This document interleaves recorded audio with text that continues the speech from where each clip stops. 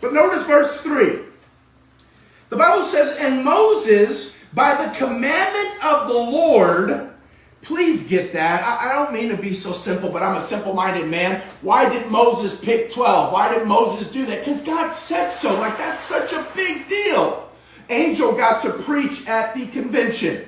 And while he was preaching, I'm one of the judges, and the other judge is sitting there, and I'm not kidding. In the back of my Bible, I took it out for this sermon, but in the back here of my Bible, I took my notes out. I took a few sermons from these boys. This one's a 9-year-old boy's sermon. 9-year-old. It's called, Who Are Your Friends? Sure. And I was like, what? And I asked him, who helped you do this? And he was like, nobody.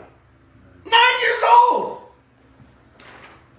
And Angel preached, and I took a few outlines, and Angel finished preaching, and the other pastor with me, Pastor Tim, he's like, can I take his too?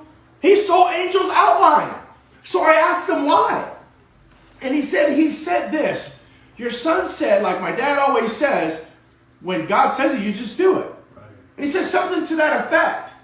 And he says, why did they do this? Because God said so. That's what your paper said. Because God said so. That pastor was blown away by that. So where does that come from? It's as simple as verse 3. And Moses by the commandment of the Lord. If someone asks you, well, why are you doing that?